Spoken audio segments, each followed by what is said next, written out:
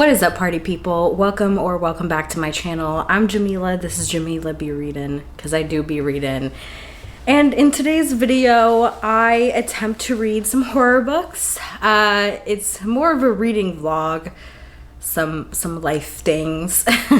It kind of devolves. It definitely did not end up being the way I envisioned this video going, but what can you do? I'm also filming this intro after I already filmed everything. It is the day after the US elections. Yeah, very somber affair. I'm an immigration attorney, and you can imagine what it was like going into work today. But what can you do? We can only be even more zealous advocates for those who are not able to do so for themselves, our most marginalized people in the United States. And yeah, I just encourage everyone to do what they can and more, whether that's donating money, whether that's joining a local community organization or nonprofits, community organizing, running for office, if that is something that you're interested in doing, making art. Yeah, it's going to be a tough 4 years and likely beyond. But yeah, all we can do is keep moving forward and make sure that we are taking care of each other, and especially our most marginalized people, Black and Indigenous people, people of color, queer folks, trans folks in particular, disabled folks. Anyways, sorry to be a bit of a downer, but let's very quickly, the two books that I read in this video were Monstrilio by Gerardo Samano Cordova and Lone Women by Victor Laval. I also mentioned two other books. One is I Feed Her to the Beast, and the Beast is Me, and the other is Green Fuse Burning. I won't spoil what ended up happening with those two books, but in any case, roll the clips. Hello. I have read 80% of Lone Women. I meant to give you a halfway update, but then I got carried away. So let's talk about Lone Woman. This is following mainly from the perspective of our main character, Adelaide, who is leaving her home of California after some tragic events have occurred, and she is going to Montana so that she can homestead. Adelaide is a Black woman. It is 1915, and she has this steamer trunk that she is bringing with her, and it is quite heavy, and it is padlocked, and she keeps the key on a string on her neck.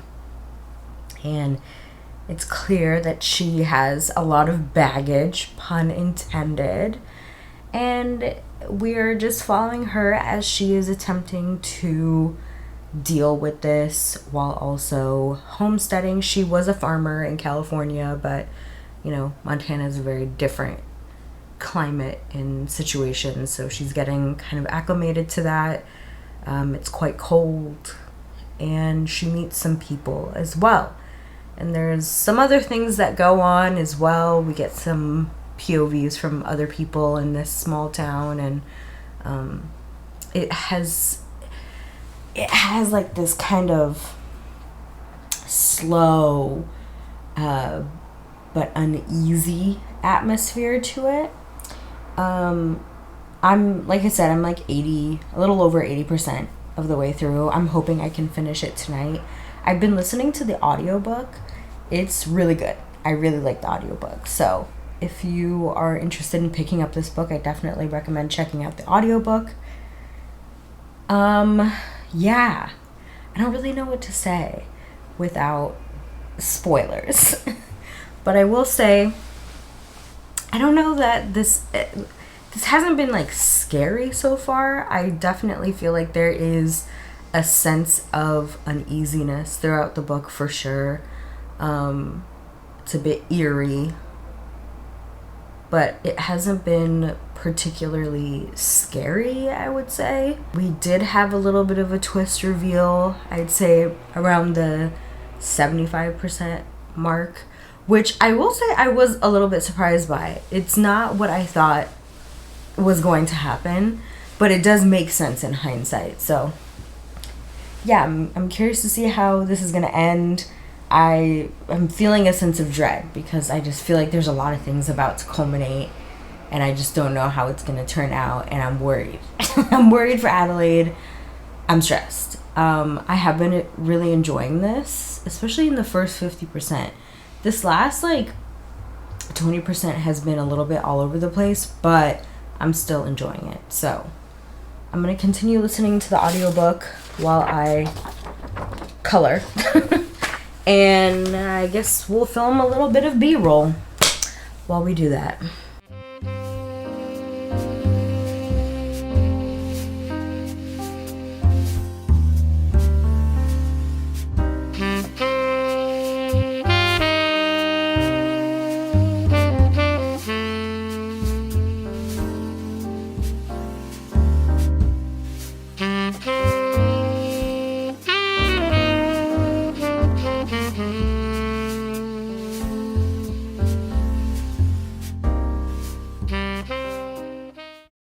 Too close to my face. Oh, okay. This is just how it's gonna be. Hello. I realized that I never I never came back and told you guys my final thoughts about Lone Woman. I don't know. I don't really know. I think I'm gonna give it a 4-star. I liked it, but I feel like while what happened at the end, the climax, was pretty gruesome, it somehow still felt a little anticlimactic. I just felt like all of this tension was building, and then it kind of just dissipated rather quickly. I also thought that the end kind of epilogue situation, I would have loved to have gotten more from that. Honestly, it would have been cool to have gotten that as maybe as a second book almost. I don't know if that would have made sense, but I was just really intrigued by what happened in the epilogue and all of that. So ultimately, I did like it. I give it 4 stars. This is my second book by Victor Lavelle. The first book that I read was The Ballad of Black Tom, which is a novella that is inspired by, I guess, in conversation with Ballad of Red Hook, something like that, by that dude Lovecraft. I'm really into this kind of mini subgenre of anti-Lovecraftian works. But anyways, I really liked The Ballad of Black Tom when I read it. I haven't read it in years at this point. Okay. I haven't read it in years, so I think I'm definitely due for a reread. But yeah, I liked it. I definitely want to check out more from Victor Lavelle. I have Changelings as well, so I'll probably check that out someday, But I have started, sorry, I'm just flinging my Kindle at you. I have started I Feed Her to the Beast and the Beast is Me. It's actually on Kindle Unlimited if you have that and are interested in checking out this book. This is a YA horror. I kind of wanted to throw in a little YA into this just because as much as I'm trying to get into the horror genre, I am a bit of a scaredy cat, and I figured maybe it would be a little tamer if I read YA or included at least one YA. And I am just kind of curious to see what YA horror looks like. I never really read much beyond YA fantasy when I was a teen, and I read some contemporary young adult, but I've never really read horror. So I was kind of curious to see what the state of affairs are. In any case, this is following our main character, Lore. I don't speak French, sorry. Lore is a teenager. I think she's just graduating from this ballet, this very prestigious ballet academy in Paris. And she is the only black girl in this academy, in this space. She is constantly looked down upon, both because of her race and her class. And so she just has this like burning desire to succeed and to prove everyone wrong and to get her retribution. And I haven't gotten to the point where the description in the back of the book has happened. Supposedly she goes into the catacombs of Paris, makes a deal with some sort of beasts to have success. I haven't reached that point in the book. I think I'm like 12% in. Let me just double check. Yeah, I'm about 12% of the way through the book. And so far, that you can really see this deep burning desire and rage that Laura has. And I'm very curious to see where this is all going to go. I mean, I don't know. I actually don't know all that much about ballet or the ballet world, but I know that it can be very cutthroat and there's like a lot of problematic stuff that happens in that space. So it is something to be reading this. It's very intense. I'm a little bit stressed, but in any case, I'm enjoying it so far. I haven't read much to really form a full opinion yet, so I will come back to you when I have more thoughts, or if I finish the book. We'll find out. Who knows? I also want to incorporate more of my life into these videos. I don't know. I'm just so bad at vlogging. I did, when was it? Saturday night, I had a little get together with some friends. A friend had like a movie room in their apartment complex. So, hi. Everyone else say hi. Hello. Hi. We have a spread. These are JoJo's. They're Halloween. We went over there, had like a bunch of candy and cheese and various goods, and then inevitably ordered Taco Bell. So yeah, we had a movie night. We watched Practical Magic. It was my first time watching Practical Magic. I don't know if it was just like this particular experience because we were all kind of like chatting while watching it also, but I'm realizing that I never actually knew what Practical Magic was about, and I was just really shocked constantly by like what was happening, and the tone was so interesting. I don't know. I think I definitely want to like rewatch it at some point by myself so that I can like fully sit with this movie, because I just felt like I understood that an emotional part was happening, and I'm like, that's sad, but I didn't really feel it. And I don't know if that's just because it wasn't done well or if that was just me and the situation that I was in. But yeah, it was interesting. I haven't stopped thinking about it since I watched it. So, I mean, it has certainly left somewhat of an impact, and I can definitely see the inspirations in pop culture from this movie now. So, yeah, it was a fun time. It was also really interesting seeing some actors that I knew from other projects. I mean, like, I already knew who Nicole Kidman and Sandra Bullock are, obviously, but the second love interest, is that a spoiler? The second love interest for Sandra Bullock's character in this movie plays what is it? Captain Gregson in the show Elementary, which I really love that show. So it took me a while. I was like, wait, that guy looks familiar. And then I realized, and then the bad guy in this movie, Jimmy, was also a character from Leverage. So anyways, but yeah, I am doing some things this weekend, such as I'm going to Kehlani concert on Saturday. Fun.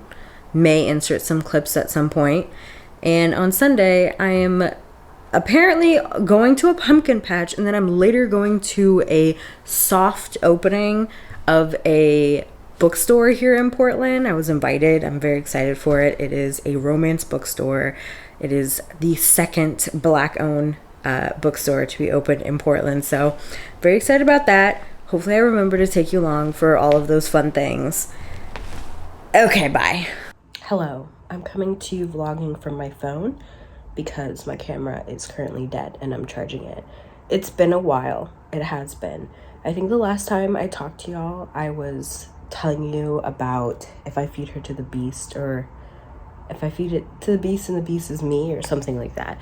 I'm very slowly making my way through it. I think I'm about 20% of the way now through. It's just, it's not that I'm disliking it, it's just kind of slower. Like when I'm reading it, I'm like, okay, yeah, this is nice, but I'm never feeling like inclined to pick it up. And in also stunning development in my personal life, I have COVID. For the first time, I've managed to avoid it all this time. It's been, what, almost 5 years, which is kind of crazy to think about. But it's come for me. It has. I don't really know where. There's been a lot of people who have been sick at my office. I kind of just assumed people had colds. No one said anything about COVID, so. But I was thinking to myself, wow, I don't feel as bad as I normally do when I have a cold, which is just kind of interesting. But I was actually about to like go out today and see some friends, and I was like, let me just take a COVID test before I go out. And I did, and yeah, it's very positive. So I've been in my home the last few days. I've read 2 other books, not for this video. My brain could only manage to take a romance book, so I did read 2 romance books over the last few days. But in any case, I decided I feel back to reading some more horror. Oh my god, I'm a little crusty. Sorry, guys. I've been blowing my nose a lot, so it's kind of dry. But anyways, I think I'm not going to read If I Feed Her to the Beast right now. I'm going to return to that. I want something else. So I have, what is it called? Green Fuse Burning off of Libby. And it's pretty short. It's only 143 pages, so I feel like I can finish that today. So I guess I will vlog, little sick vlog moment. You can follow me along. Well, you'll follow me talking about this book. All right, I'll come back once I've started it. Angle myself so that you can't see the mess of my apartment, but hello. This vlog has really turned into chaos. I'll talk more about that later, but today I'm finally leaving. I'm leaving my house. I'm being social. I'm no longer contagious. So I'm going to this grand opening of a local bookstore here in Portland. It's the first romance bookstore in Portland. It's also the second Black-owned bookstore. Gotta support. I've been mutuals with the owner. Her name's Catherine, for some time now. And I was supposed to go to this soft launch last weekend, but then I tested positive for COVID, so I didn't go. But now, going to the grand opening. I'm so excited. I'll take you along with me.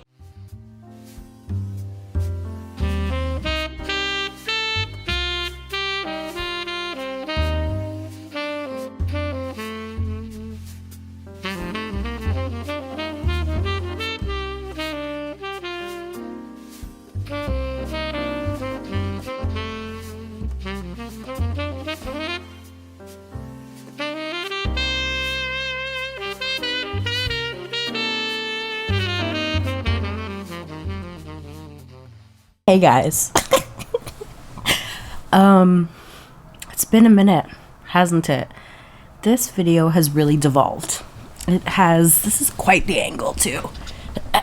We're having a sleepover, guys. This video has really devolved. It is no longer, what I planned. Life happens. I really was not expecting to get sick, and I was also on deadline at work. I had a whole big thing due yesterday, so that took up a lot of my time and my weekend. Anyways, my inclination when I have videos like this kind of just like fall off the rails is to just stop and not post it, but I need to stop doing that because I feel like I need to practice getting better at like vlogging or just like more casual videos, and just keep persevering. I think that's what I need to do. So I'm here. This is probably a very chaotic experience for you. I'm sorry. It's been a chaotic experience for me as well. I think the last time I talked to you guys about a book, I said I was starting Green Fuse Burning. That's a lot. I mean, I did start it. I read a couple of pages, And I was just really struggling to get into it. Not because I thought it's bad or anything like that. I mean, I really don't know. I only read a couple of pages, but for some reason the ebook version that my library has is not like formatted to Kindle, so I couldn't send it to my Kindle. So I had to read it on the Libby app on my phone, and I hate using the Libby app on my phone. I hate reading on my phone for the most part because it distracts me. Like, I'm gonna get a text message, I'm gonna go look at it, somebody's gonna call me, I'm gonna go answer the phone. Like, I'm gonna get distracted when I read on my phone. So I was just having a hard time concentrating already, just because I was like recovering from being sick, and I was just already like stressed out from work. So I decided, well, I ended up reading like 2 romance books when I was like at home sick. But after that, I decided to pick up Monstrilio. This lighting got wild. I decided to pick up Monstrilio, which I did finish, and I loved it. 5 stars, okay? I was not expecting that, but it was so good. It was so good. Monstrilio is about well, it's actually multi-POV, which I didn't know that it was. But it's about this woman who, her son dies. This is not a spoiler. This is on the back of the book. And, you know, in her grief, she cuts out a piece of his lung and starts kind of like feeding it. And it turns into like this little monster boy thing. And it grows up.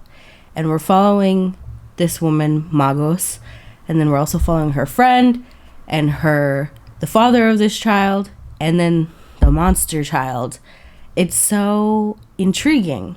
And I thought that the multiple points of view were really, really effective. I don't really know how to explain it. Like, obviously this book is about grief, and there's like a lot of sadness just in general in this book.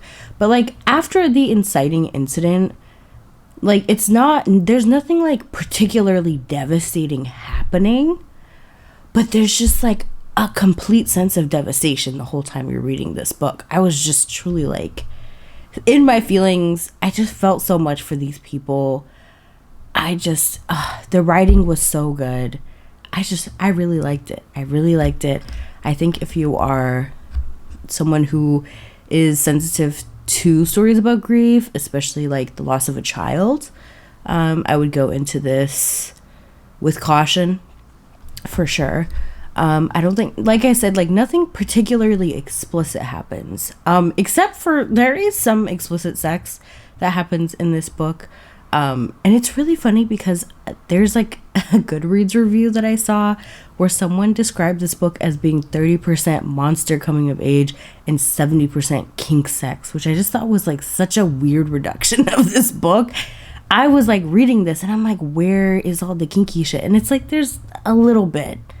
I'm not going to deny that, but it made sense in the context of the story. And it's truly like not like that big of a part of this book. I don't know, whatever. People are obviously, you know, have their limitations and what suits them when they're reading. That's fine. But yeah, it was so good. And I'm very excited to read more from this author whenever he puts out more. This was a debut, which is just always so interesting and also just like awesome to read a book that is a debut and it's just so good right off the bat, and you're like, damn, this is someone to watch for sure. So yeah, that was a success. Lone Woman was also a success. I gave that one 4 stars. And we're on to the final book. Okay, the book that I've been reading for I feel like a couple weeks now, and that is I Feed Her to the Beast and the Beast is Me. This is a YA book. I think I have some clips talking about it previously. There's some interesting monster things happening, a deal with a devil type of situation happening. I finally got to that part of the book. So it'll be interesting to see where the story goes. I will say I'm kind of struggling with it a little bit. Nothing about it is bad. Like, I can't pinpoint to anything that's like not working for me, but it's very slow moving in a way that's not capturing my attention. That seems obvious if it's slow moving. I like slow books. Something about it needs to hook me for me to carry on with it being slow. But so far it's just, I'm feeling like it's fine when I'm reading it, but when I put it down, I like don't think about it again. That type of book. So we'll see. I'm like 25% of the way through. I really want to finish it by the end of this week. I kind of want like Halloween to be the last day. Like I need to be done by the end of this month, basically. I meant to post this video earlier in the month. Whatever. It is what it is. So I think I'm going to film through the end of the month. I'm seeing Wicked tomorrow, which is exciting because I was supposed to see it last week with a friend. Her mom even like bought me the ticket, and I feel really bad. Luckily they were able to find someone else to go with them. I saw that they were still having shows this week, and I really wanted to see it because I've never seen Wicked before, so I'm going with some other friends, so I'll show a little bit of that. I mean, I'm not gonna like film the show, but you know what I mean. And then Halloween, I don't have any plans. I kind of just want to chill at home. The Love is Blind reunion is tomorrow. I'll probably watch it, to be honest, in the morning while I'm getting ready for work, unless it's not out until the evening. I'm not actually sure when they're gonna post it onto Netflix, but if not, I will watch it on Halloween. I will watch the reunion, and then I'll watch the new episodes of Agatha All Along, which I've just caught up with this evening. I'm really enjoying that show, but you know, we can talk about that then, as well as Love is Blind, because I have a lot to say about that as well. Okay, I've been yapping for, it seems like 9 minutes. Quite the clip. So I'll come back to you when I have something interesting to share. Hey, this is kind of a weird angle. Happy Halloween. Today's Halloween, and hopefully the last day of this vlog. I'm hoping to finish I Feed Her to the Beast, and the Beast is me today. I just got home from work. This is the fit to work today. You're probably wondering, what is this?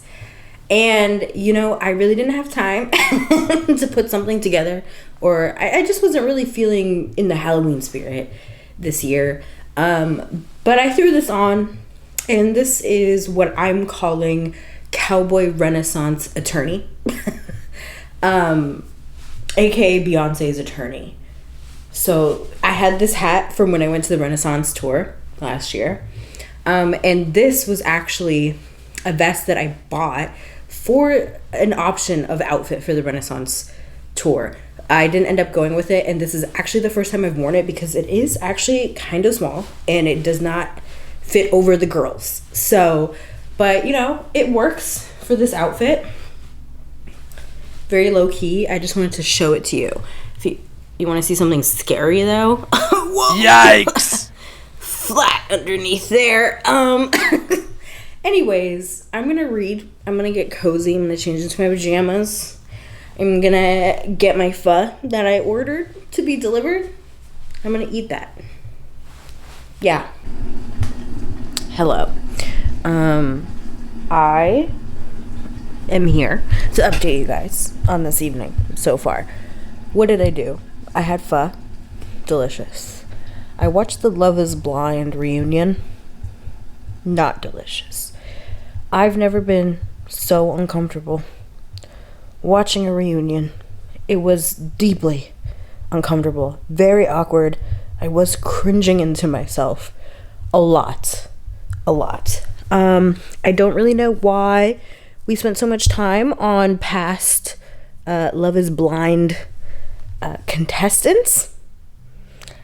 I didn't really need a sneak peek of the next season either, to be quite honest.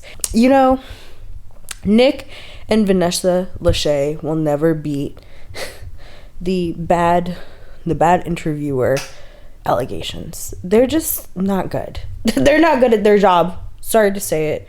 This season has just been so... It's something. It really is. Honestly, I feel like the show hasn't been as, like, interesting in an authentic way.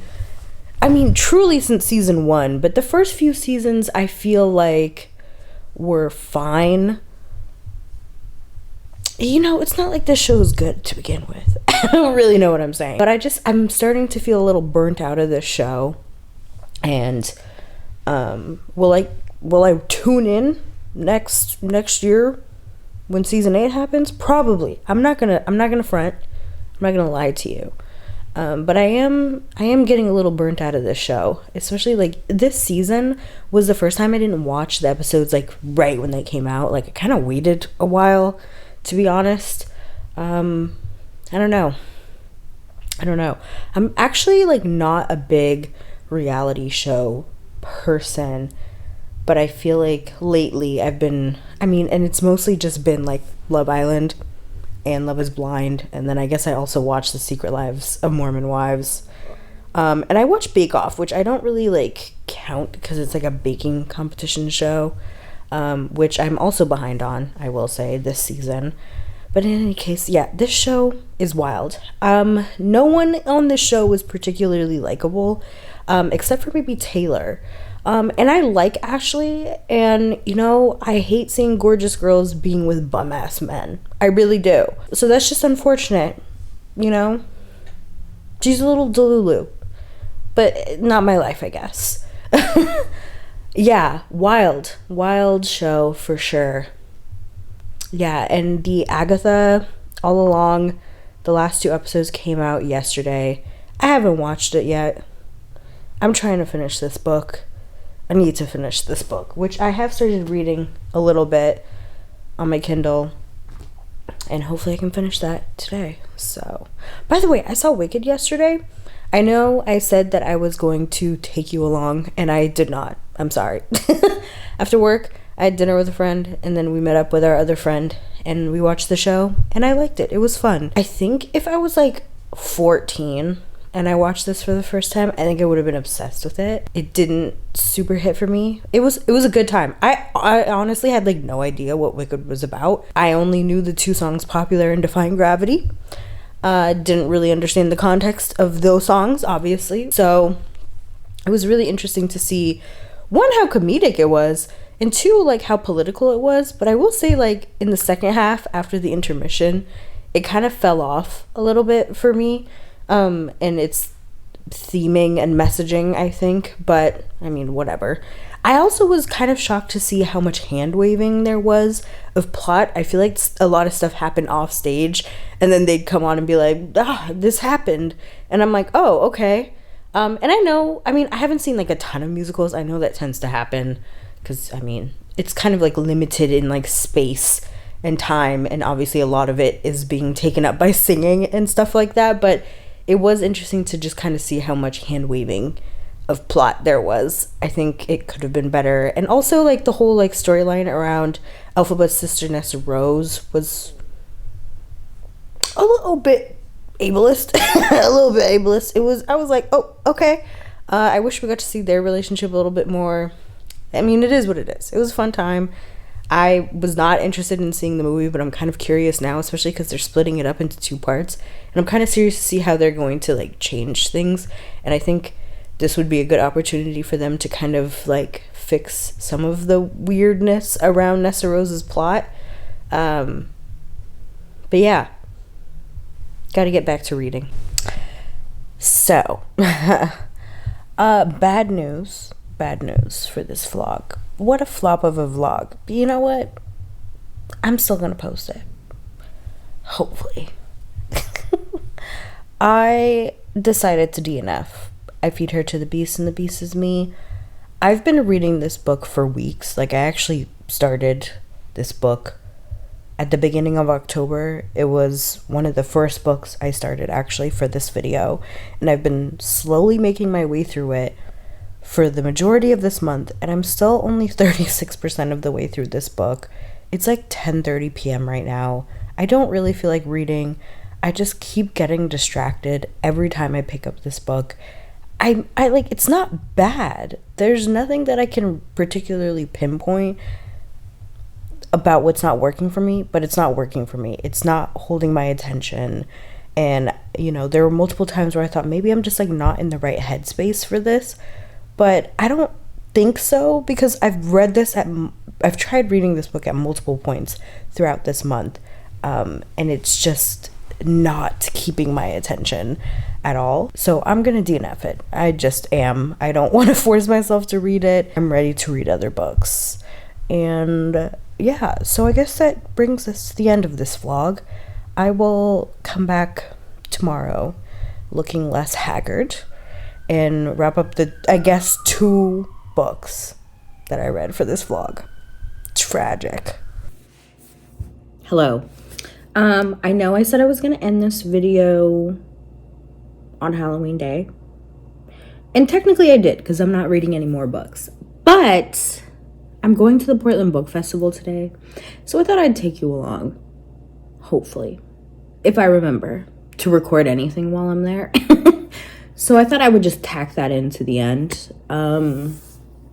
This is not really a great angle, but this is the fit. You can only see my shirt. Okay. It's the love you bring. That's the love that brings you back to you. And it regenerates the world.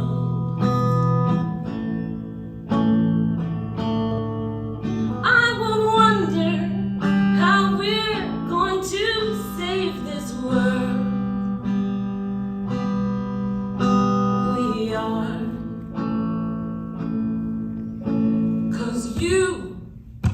You're beautiful, hard as the day's bright. We will turn this world back to the daylight. I won't wonder how we're going to save this world. We are. The bombing got intense, and our house looked for a shelter in the neighborhood. I leave the door to my room open so the words in my books, the titles and names of authors and publishers could flee when they hear the bombs. I became homeless once, but the rubble of my city covered the streets. They could not find a stretcher to carry your body. They put you on a wooden door they found under the rubble. Your neighbors, a moving wall. The scars on our children's faces will look for you. Our children's amputated legs will run after you. All right, that is the end of the video. If you watched the beginning of this, obviously you made it this far. You saw that I filmed the intro at the same time as right now, so I'm feeling a lot of things right now. But to quickly wrap up the 2 books that I finished in this video, the first was Lone Women by Victor LaValle. This is a historical horror book, and I gave this one a 4 stars. I have to say, now that it's been almost a month since I read it, it hasn't really stuck with me all that much, but I think I'm gonna stick with my 4-star rating because I did enjoy the reading experience. I really enjoyed the audiobook. I think if you're interested in checking this book out, I highly recommend checking it out on audio. The narrator did a fantastic job. It really kept me engaged. And yeah, it's definitely a much more slow moving book. I think both of these books that I ended up finishing were not particularly scary in the traditional sense of like what you would expect from a horror book. I think both of these definitely lean towards literary fiction, more so Monstrilio. I think this one does still feel more genre fiction, more historical though. But yeah, I enjoyed this one, and I think if you have similar tastes to me, I think you would enjoy it too. So yeah, 4 stars on this one. And then the real highlight for me in this video was Monstrilio. This, like I said, is more of a literary horror novel. I'm noticing that I tend to get more interested and pick up horror books that tend to be more social horror or literary horror.